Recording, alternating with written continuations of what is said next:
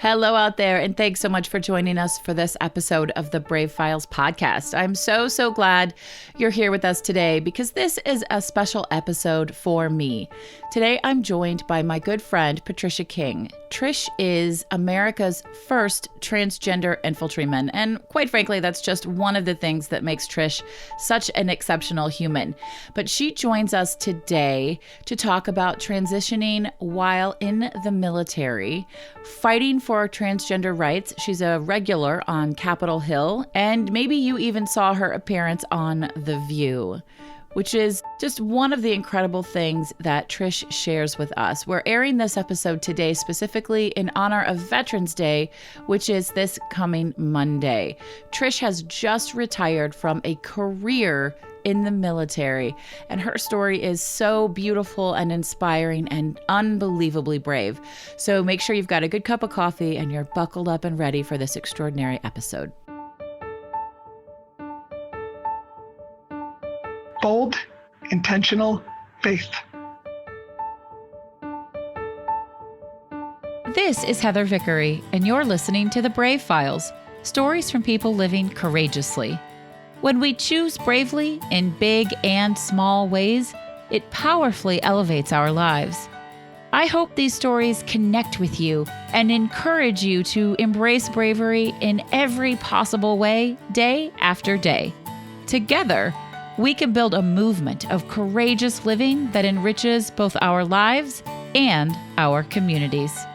And if you enjoy the show, I ask you to please share it with others. Maybe think of someone who you want to choose bravely right alongside you. Thanks for tuning in. Now here's the show. Hey everybody, how are you today? This is Heather Vickery. Welcome to the Brave Files. I am delighted that you decided to join us today, and boy, are you in for a treat. Today's guest is a really dear friend of mine who has, in my personal opinion, redefined bravery as an American. And I'm joined today by Trish King. Trish is America's first transgender infantryman, and her story is one of overcoming persistence, dedication, and all levels of bravery. Trish, thank you so much for being here today. Thank you for having me. It's wonderful. I've been looking forward to this for months. It's taken quite a while to get on your schedule. Now, this episode isn't going to air until November, but the secret about today is what's happening today, the day we're recording. The day we're recording happens to be my birthday. It's your birthday, so happy birthday. Thank you. So fun. I didn't even realize that at the time, so I feel very special. Before we dig into your story, this is going to sound like a crazy first request, but can you explain to everyone what an Army infantryman does? An Army infantryman. I'm not saying it right. You're correcting me. Yep. An infantryman is, so when we think about the Army, and we know that there's all of those different jobs in the Army, like there's people that cook food and there's truck drivers, but when you were a kid and you played Army, you probably ran around to the woods and pretended that you were after the bad guys, shooting the bad guys, depending on your generation. It was the communists or the Nazis or now, whatever it happens to be. So that is an infantryman, somebody whose stock and trade is going after the bad guys. Okay. So you're the first transgender person to ever do this job in this country. I'm the first person to be able to openly do it. Prior to me, if somebody was to have come out, they would have been put out of the military. That's a big deal. Right. Well, and also as a result of that, we have to remember also that until 2016, the infantry in the United States Army was a male only. It was a fraternity. And so when I came out, it happened to be the same time that we had changed the rules and started to allow women into combat jobs. But before me, there were none. So I was the first enlisted woman in the infantry as well. I guess I didn't realize that. I somehow in my head thought that women had been allowed just slightly before you transitioned, but no. Okay. So they did, but it takes time to train them. Okay. All right. Wow. So then now let's go backwards just a little bit and sort of talk about your life, what led you into the military and sort of parallel to that, at this time you were living as a man, and how are those things all overlapping with your personal self and your business and all of that? Give us a little insight. Sure. So the year was 1998. I was a junior in high school going into my senior year. That makes Trish much younger than me, by the way. Don't believe it. And so I had to figure out what I wanted to be when I grow up, right? We all do. But I had to figure out a lot more than that. I knew that conceptually that I didn't feel right in my body. But this was pre-Google.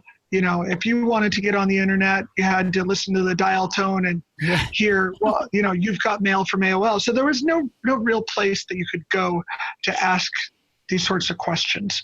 I didn't feel comfortable talking about it at home. So this was something I kept inside. So I needed to figure out more than just what I wanted to be when I grow up. I needed to figure out who I was and what what life looked like for me. And I decided that the military would be a great place to go and figure out any number of things. I'd have the opportunity to explore the world, explore myself, and kind of just figure out my life's direction. I had planned a 4-year career in the military, followed by some college and maybe being a English teacher or something like that. I didn't plan on a career in the military. But that's what you did. You spent your life in the military. I ended up with a 20-year career in the military from which I just retired. Yes, I got to hang out with you the day after you actually retired. Yep, absolutely. We were in Seattle. We got to go, and you took me for crumpets. I did take you for crumpets from my favorite crumpet place. If any of you are in Seattle, go to the crumpet shop. It will make you happy, like it does me. Okay, I distracted. Go ahead, please, Trish. Continue your story. Yeah, so I decided that, we were going to make a chance at this military thing, kind of figure it out. My first duty station, I was spoiled after learning how to jump out of airplanes. I went to Italy, and I lived in Italy for 2 years. That's amazing. It was such an experience. And the European culture was a little bit more modern. They were a little more open to things. So I was seeing the LGBT culture at the time, even though it was still a bit of an underground culture, but it was more prolific. Yeah, absolutely. And just in general, tolerance and acceptance at the time seemed to be more, and remember I was in the military. So nice. I was seeing things there that I may not have been seeing at home. Of course, don't ask, don't tell was still a thing at the time. So, there was no version of this where I could explore who I was in that way. But that's not what I was looking for at the time. I was probably, if anything, looking for a distraction. Yeah. And then towards the end of my career, it was about time for me to be moving on and leaving the military, and the World Trade Center fell. And for me, that meant that Christmas Day 2001 was the first day I found myself in Afghanistan. And so did you choose to reenlist, or did you not have an option? I did have an option. I chose to reenlist. Okay. I decided to make a career of the military after my second deployment in 2003. I had noticed what a difference we were making in that country. My first time there, I noticed that there were, women couldn't drive in cars. There were children who were unable to go to school. They were working in fields instead. And, just where they were in terms of progress for children and women. And the second time I went there, they were about to have their first national election. Women were going to be allowed to vote. Wow. I was seeing children were, going to school in the morning, and they were still working in fields, but that is their culture, and that's okay. But they were having an opportunity at an education. And for me, seeing the difference that we were making, I wanted to be able to continue to do that. I wanted to be able to make a change for those who were unable to help themselves. That's fascinating. Tiny side rail. Trish and I first met because we were both working on books together, and we were in a program at the same time. And I've had the privilege of reading Trish's book. I'm not I'm not quite sure how soon it's going to be released. You all might just have to wait a little while, which is fine. But you have done some extensive travel and some fairly rigorous travel at that. I have had the opportunity to do some mountain climbing in Afghanistan. I've been to South America. I've been to Africa, all over Europe for work, and then of course to Afghanistan and Kuwait for work. It's been amazing. I will tell you that Afghanistan is a country where I met a deeply cultured people who have such a passion for life, and I really walked away with a new respect for the Afghan people and a group of people who have been making it in difficult situations for a very long time, and people that I was happy to call my friends. Thank you so much for sharing that. In the current climate, there's so many horrible and hateful things and misunderstandings and misconceptions.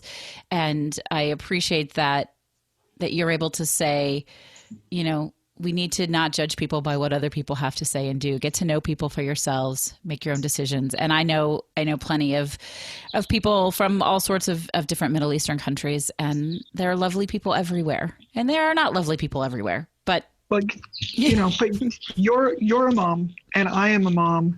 And what I've found is moms pretty much everywhere want the best for their children. Yes, they do. And that's something that we all have in common. We want to be able to give our children a better life, a good life, a life where they can grow up and be successful and be happy. No matter what. Yeah. Yep. Okay. So Trish, how many years had you been in the military when you all of a sudden were like, look, it's time to present Trish to the world? So yes, it was after my most recent deployment. I came back in 2014. So I had about 15 years in the military. Wow. And in January of 2015 is when I came out first to my family and then started that transition process. So let's just spend a second coming out to your family. What was that like? How was that received? It was initially terrifying. Yeah. The first person I came out to was my mom, who is my biggest hero and role model. And I was really nervous. I didn't know what to expect. So I texted her to tell her that I was emailing her because I had written an email telling her everything I needed to say. So I texted her and asked if she was busy. When she said not, I said, I'm sending you an email. And then I waited, and Heather, it was forever. I just waited. Sure. It was 2 minutes. But it felt like forever. Yes. And then I got a text message from my mom, and it said, I love you and I always will. And that's all you need, really. And the next day I told my children, my sons, and from the mouths of babes, one of my kids looked really distraught after I told him. And I said, what's wrong, sweetie? And he said, I'm sad that you have had to spend so long not telling anybody and not being who you are. So I had this support network right from the very beginning, and they were my gravity. That was all I needed to go forward with my life and myself and face anything that came after, because anything else simply wasn't going to matter compared to the support of my family.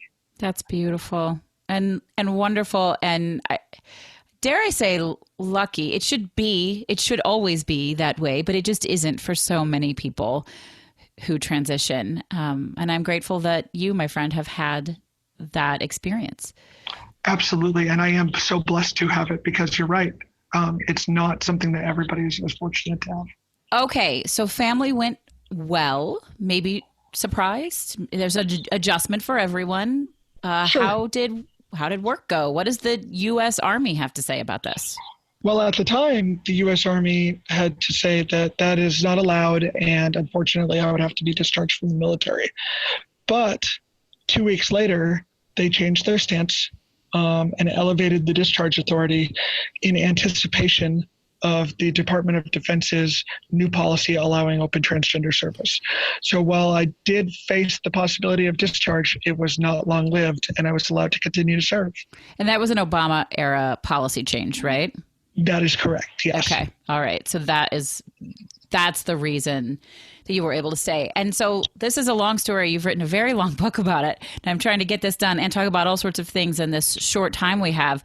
But how many surgeries have you had? So I've had 4 surgeries that were a result of my transition. If we want to count me having a hernia repaired, then 5. Transgender related. Thank you for clarifying that for me. And you were able to have all of those covered and taken care of on your insurance as someone in the Army. That's correct. In fact, 2 of those, that's not quite correct. 3 of the surgeries which I had were surgeries that were done in or provided by the military. Okay. But it's important to note that 2 of them were surgeries that were done by military doctors, surgeons who are soldiers in the Army who had not done procedures like this before. And when one of them had done it and it went so well, 2 weeks later, he had to do a more emergency surgery on just a cisgender person who had had an accident. And he used a procedure that he had learned working on me. Right. So he was a better surgeon for the procedure that he had got to do on me. That's extraordinary. That's wonderful. Okay. So the current president, I'm not going to say his name because it makes me feel better not to say it, says, and you will correct me if I'm wrong, I know you will, but basically what I'm hearing is the main objection he has to having transgender servicemen and women and non-binary people is the cost of medical care and transitioning. Do I have that mostly right? Like that's the legal line? I mean, you did at one point. See, that's the thing. When he first made the tweet, when he first fired me via tweet in 2017, and I'm not the first person he's fired or the last person he'll fire via tweet. But when he first fired me and the rest of transgender people, he had said that the military couldn't bear the burden. And so what's happened is, like so many other things that this president says, he will make a statement and then soon after, people who know what they're talking about will correct him. And so that was the case with open transgender service. First, we heard that it was a cost issue, and then that was quickly debunked. When we're talking about the cost of transgender care versus some of the other care that we provide that's, many times more. Right. Well, so just a quick aside there, can you give the stats on that versus, I think the example you've given me before is erectile dysfunction treatment? Right, which I am a big fan of treating, by the way. I don't want to imply that I'm not supportive there, but since 2016, over 3 years, the military has spent about $8 million on transgender care. And it sounds like a lot, but when we look at the DoD budget and even the DoD healthcare budget, it pales in comparison to the over $80 million in erectile dysfunction they spent in the same period. Wow. Wow. Yep, we like our soldiers raring to go, I guess. All right. So that's no longer the case. And I'm sort of jumping ahead from the list I had working through here, but I'm going to let you finish that because you have become a fierce advocate for supporting transgender service members, for transgender folk in general. I'm going to let you speak to that a little bit and maybe give folks a better understanding of what's happening from the White House down. Sure, I would love to. So when we determined that money wasn't the issue, then they decided to attack us on morale. They said that transgender people can't serve because it is an effect on morale and readiness. If anybody has ever kind of paid any attention, they know that an effect on morale is the argument that was used to suggest that gay people couldn't serve. Right. It was also what was used to suggest that women couldn't serve or couldn't serve in the same roles as men. Right. It was also used to suggest that people of color would not be able to serve in an integrated military. Right. You can see a trend. It's easy to throw out the morale card and say that, you know what, soldiers just aren't going to be able to handle it if we integrate them with these people. Which is totally bullshit. It's false. And She's so much more couth than I am. It should also be an insult. It should be an insult to the military to suggest that our service members are so emotionally weak that adding another group of people to their mix would cause them to be less effective. It's, to me, as somebody who made a profession of arms, to suggest that I would be less able to do my job because we let somebody else serve, it's an insult. Yeah. So the military used that, and then they used non-deployability and suggesting that trans people would not be able to deploy at the same rate, which of course is a hard argument to make while we have 24 transgender service members in Afghanistan, right, Iraq, and Kuwait, and places like Korea, and on ships and submarines. So these are the arguments we've heard. The fortunate thing for the White House, I suppose, is that they're given what's referred to as deference. The president has the right, or at least he's asserting that he has the right to make what decisions with the military he wants, and even if they're crazy. So we're working with that, and we're seeing these same sorts of arguments made where the president can do what he wants with the military to some extent, and that is why they are building his signature phallus down on the border. Do you want it? Oh, his signature. I love that you said that. We're talking about the border wall here, but did you catch the joke there, everybody? Okay, that's good. I was just going to leave it hanging. Well, I just want to make sure everybody knew what we were talking about. So earlier this year, there are 4 court cases going forward trying to stop this from happening. They've all caused injunctions to be brought against the military so that they couldn't start banning transgender people. Well, the Supreme Court allowed the injunctions to be stayed. Now, that doesn't mean that things are over. The cases are still going through the courts, but while they go through the courts, the military was allowed to enact a ban. Right. The ban on transgender people grandfathers in those of us who were already diagnosed. So people like myself are allowed to continue to serve.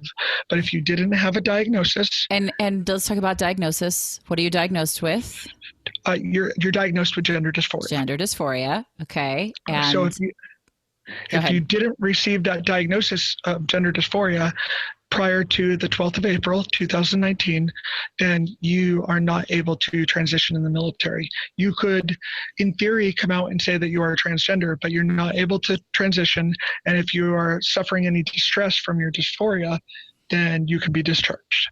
For those who are not in the military, you are unable to enter the military if you are transgender. Can you talk to me about that day? I remember that day, and I'm only an ally. You fought so hard. You were on Capitol Hill over and over. We're going to put links to all sorts of things that Trish has done. It's incredible on The View, which was incredible.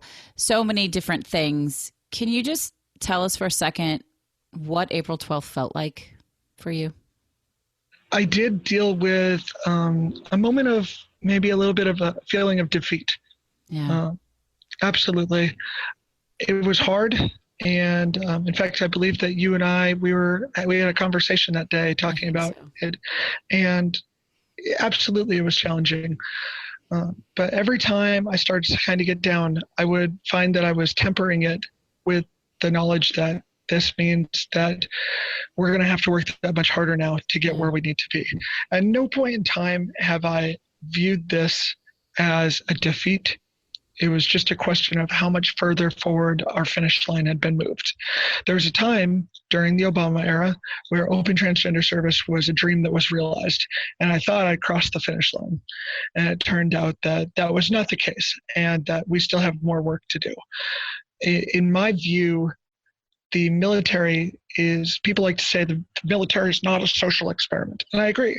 the military is not a social experiment. What we have as leaders in the military is an obligation to lead our nation into the right ways of thinking and the right socially conscious decisions. It's not a social experiment, it's social leadership, because we're a cross-section of our country. We represent all members of our country from all corners of it and all walks of life.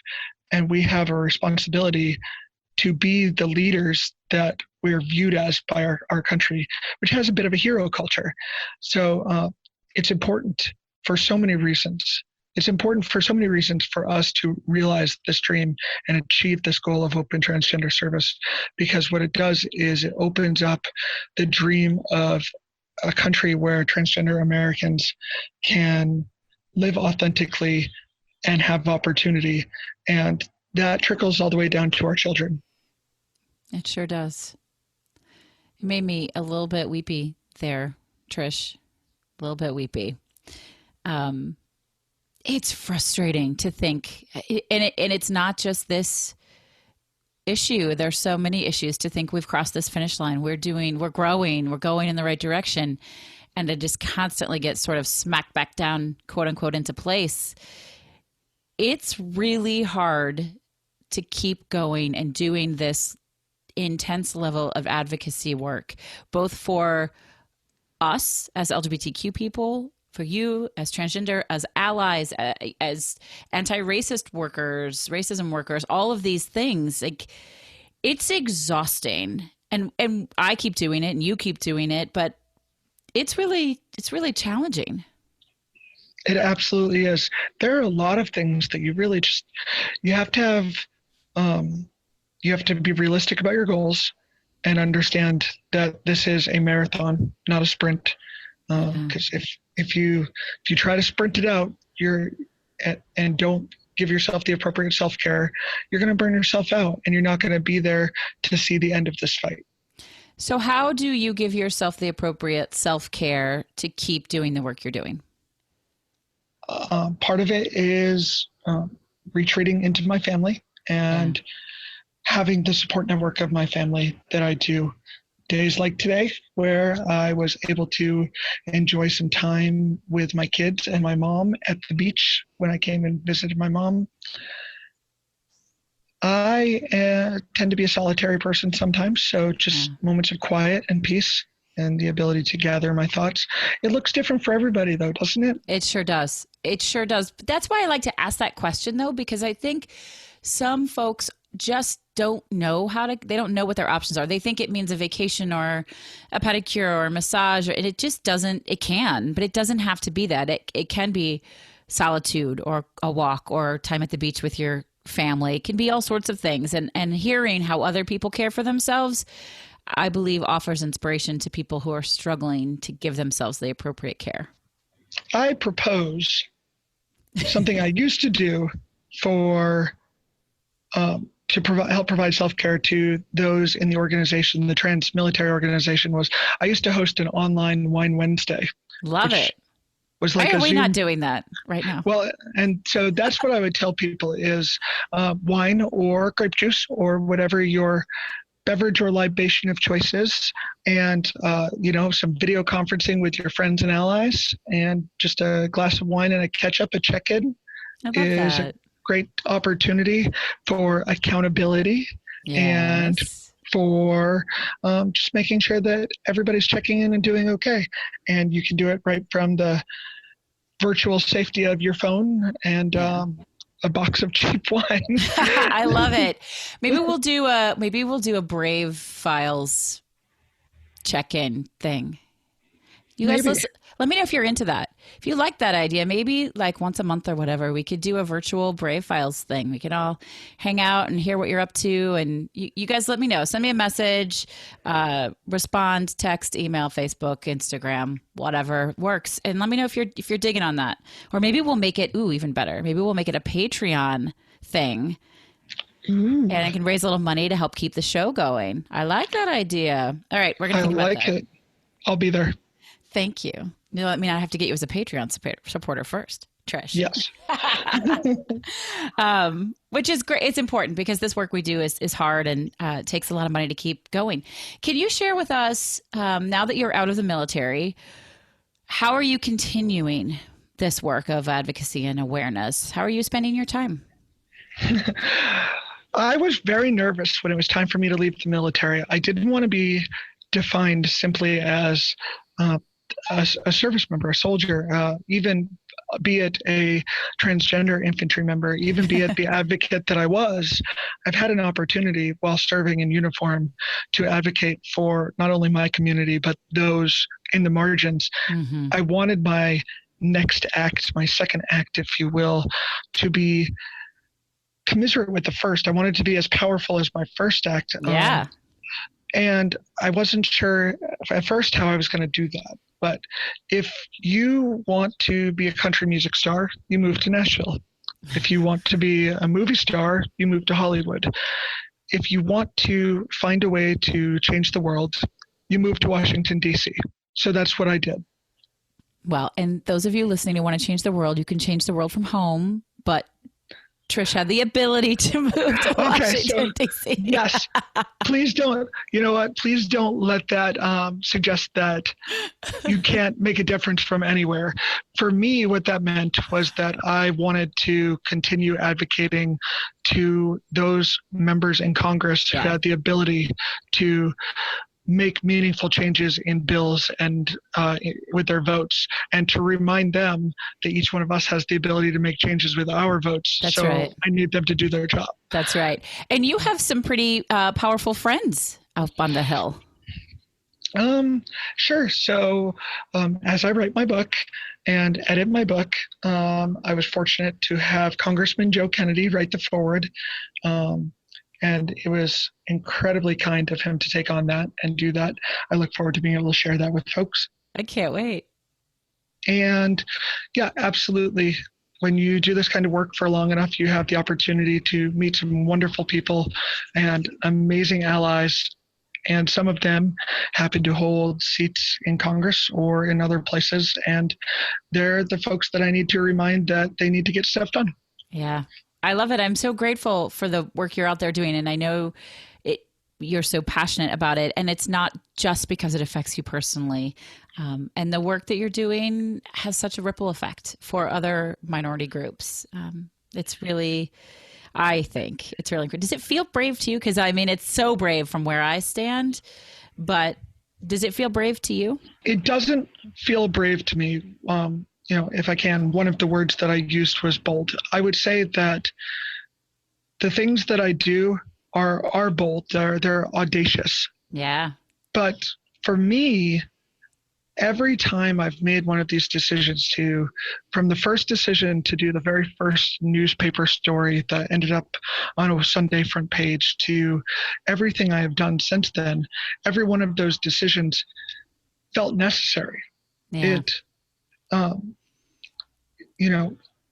I've never looked at it as brave because I didn't see another option except failure, and that's just not something I can abide. Well, now, failure is not a bad thing. You grow from it and learn from it. I think for you, though, I don't know that you mean, I don't mean to speak for you, but I don't know that you mean failure. I think you mean quitting. Sure. I suppose when I said failure, I mean that the causes that I'm working on, those causes can't fail. Yeah, absolutely. Yeah.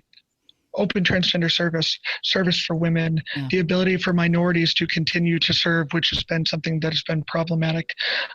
Women's rights in general, the rights of religious minorities, regardless of where from the margin you pull it in. These are things that not only will we not lose on a long enough timeline, but we can't lose. Yeah. And I can't imagine not doing that work. Well, and you're incredible at it. And there are unfortunate, whether you want to call them failures or setbacks, similar to the ban on April 12th along the way.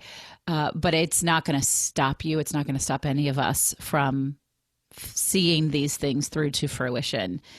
You're such an inspiration, Trish. I just feel so honored that I get to be your buddy. When Trish and I first met, and it's been, I don't know, a while now, a year, close to a year. Yeah, pretty close. I just felt instantly, like the first time we had a conversation, I thought, oh, this person is my person. Like this is my friend. And I just feel so lucky. She propositioned me. I did not. You said, I have a proposition for you. And it was to be on the show today. It was. I knew instantly that I wanted to interview you.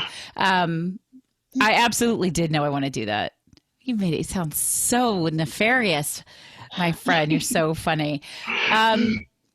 What would you say has been the greatest surprise for you throughout transitioning or after retirement? You can pick, but what's been surprisingly wonderful? Oh, surprisingly wonderful. The biggest surprise is how small women's pockets are. It's so true. It's so true. Although if I knew that they could put pockets in dresses, I would have transitioned way sooner. I love my dresses with pockets. And in fact, if I'm like walking down the street and I see a woman who has a dress on that clearly has pockets, I'm like, I love the pockets on your dress. And everyone's like, I know, right? Where'd you get it? It's like a secret code. You got to pass it down. Yeah, absolutely. The most surprisingly wonderful thing that has come from this is when I do something like this podcast or a newspaper article or something like that, and the next day in my social feed, somebody reaches out to me and says, I felt all alone. And then I heard your story, or I thought that there was nobody else like me. And then I read your article, and I'm able to connect with this person who thought they were an only and found out that they were one of many. And then I can connect them to a social group somewhere that will give them the support network. That is the best part. That's the most rewarding thing I could ever ask for, is when my story, your story, the stories that we share are able to make a difference for somebody who is feeling hopeless and alone. Oh, that is so beautiful. There's so much to be grateful for in what you just said. In fact, when I list my gratitude out tonight, that might be one of the things. Do you have a gratitude practice? I don't, but I would like to know more. You would like to know more. Well, gratitude comes in a lot of different forms. I've written a gratitude journal. I believe you are aware of that. I list my gratitude out. I list 3 to 5 things every night at the end of the day that I'm grateful for. And I challenge myself to not be repetitive, because there's a million things, even in a terrible, difficult, horrible day. So a good example, last week I had a really rough week with my teenager. Man, being a parent of teenagers is no joke. How old is your oldest? My oldest is 13 going on 30, maybe? I'm not sure. And is it a boy or a girl? It's a boy, and then okay. I have a 12, almost 13-year-old daughter right behind him. Well, you have to let me know if that one's different, because these girls, man. But I had a really, really rough day to the point where, and this is going to sound dramatic, but it's the truth, I had to reschedule my day and just sort of like stay in bed, because it was just all I could take to figure out how to process something. But at the end of the day, what I was really grateful for was the fact that I could, and the fact that I had a bed to lay in, or the ability to call confidants and clients and coworkers and say, I need to shift things, and have people that would listen. And then we worked it out, and we're better. And then, so I'm grateful for that. So yeah, a gratitude practice is a really nice way to stay in the positive energy of your life. And science has proven that you can't have negative thoughts and positive thoughts at the same time. Neurologically, that's a proven fact.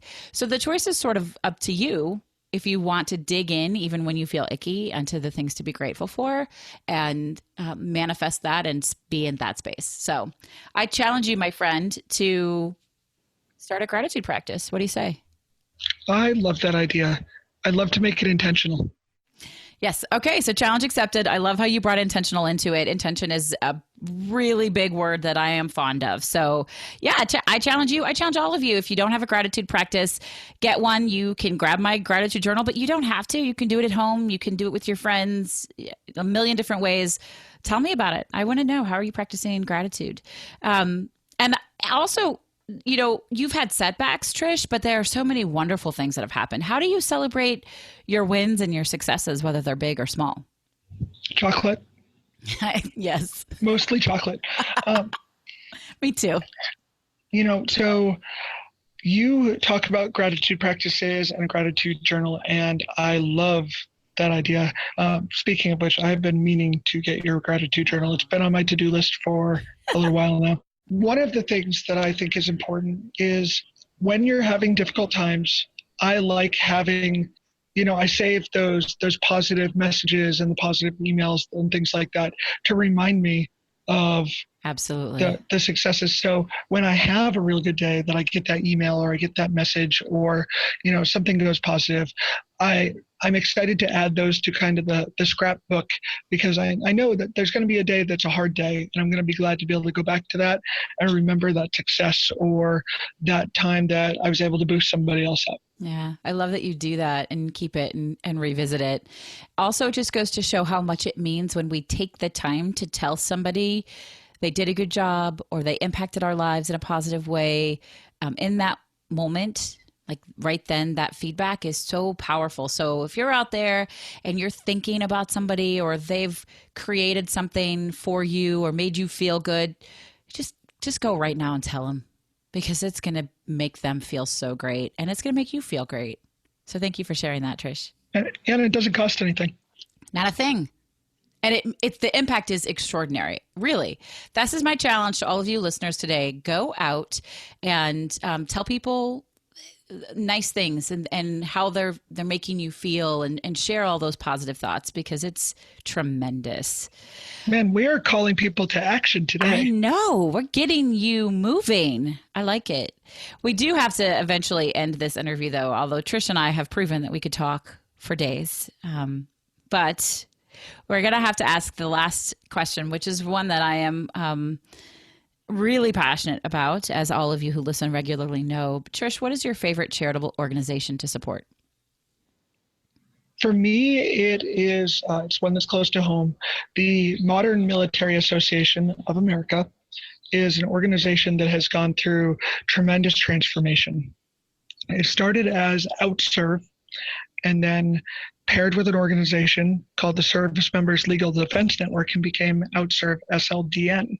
Now, OutServe is our nation's largest and most prominent supporter of LGBT military members and their family.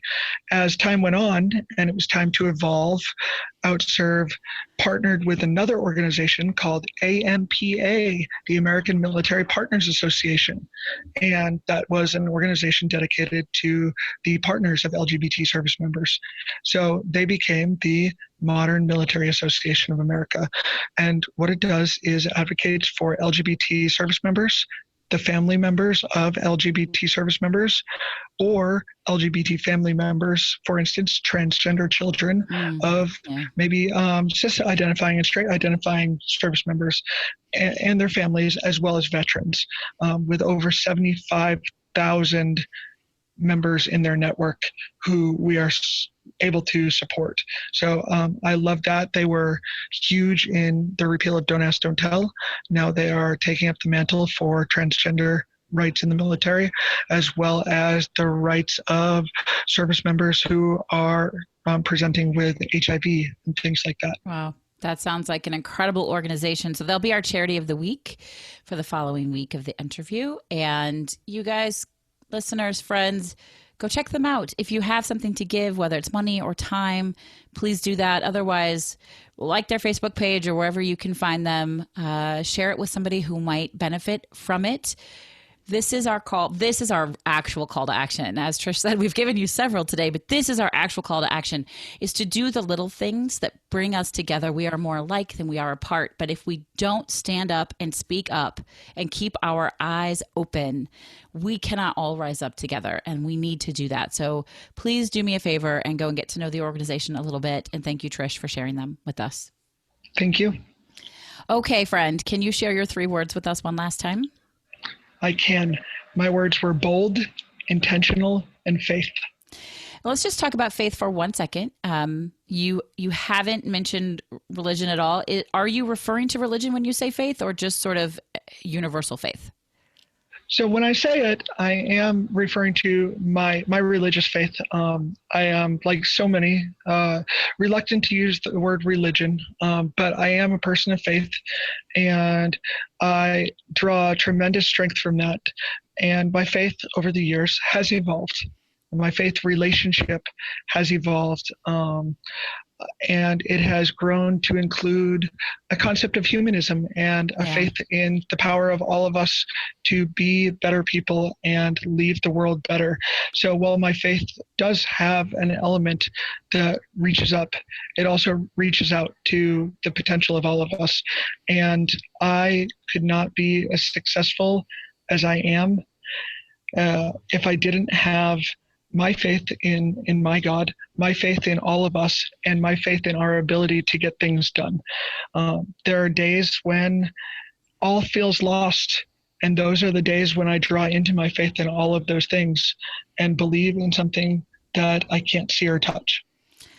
Thank you so much for sharing that. It's really beautiful, and I am so grateful that you've been able to stay maintained in your actual religious faith. I know that that's been a journey. And for those of you who are going to read the book when it comes out, Trish, do you have a release date for your book yet? I don't. I was shooting for mid-October. I would still like for that to be true, but as you know, as an author, there's there are obstacles. It's a lot of work, friends. Well, this interview is airing in November, so it's November now. Hello, as you're all listening. If Trish's book is out, we will make sure you know that. I will have a promo at the beginning of the episode to share it, and we'll put it on the show notes so that you can get it. And if we have any update, we'll share that with you as well. But I am grateful that that you have found a space that fills all of those needs for you, whatever they are, because that's something that we all need. You know, friends, wouldn't we just all love to live in a world where everyone was loved and accepted for whomever they were? You know, people like Trish and I, we're doing everything in our power to make it so, but we really do need your help. We need you to stay loud and stay brave, friends. Stay active. Keep your eyes open and be part of the solution. There's no space for staying out of it, quote, out of it. Oh, I'm not going to get involved, or being complacent. There's no space for that right now. We need you to be loud and active. It's one of the reasons I produce the show. And it's one of the reasons, it's the only reason that Trish goes out and does the work she does every single day. So Trish, thank you so very much for being here. Thank you for having me. It's been wonderful. It's been so much fun. I've been looking forward to it. Friends, if you like what we're trying to do here, helping everybody step up into their bravery and go out and make a difference in the world, I ask you to support me on Patreon.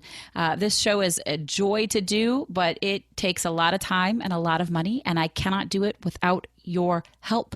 So if you're not already a supporter on Patreon, please visit patreon.com/bravefiles and consider becoming one today. We have, I think, 7 different tiers. They start as low as $4 a month. There are awesome Patreon gifts and swag. So go and take a look. It will make a huge difference to me and the work that I'm doing. And I am so incredibly grateful that you choose to be here and listen and support. You can always reach out to me and let me know what you're up to. I welcome that. But for now, I want to remind you to go out every single day and choose bravely. This is Heather Vickery, and we'll talk to you soon. The Brave Files is proudly supported by Audible.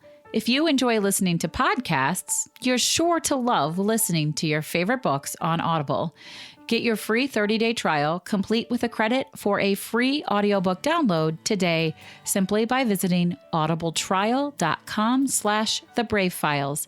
Again, that's visiting audibletrial.com/thebravefiles. You've been listening to The Brave Files, stories from people living courageously. To learn more about the show, find our show notes, or get some great bonus content, visit thebravefilespodcast.com. And we'd love to know what you think.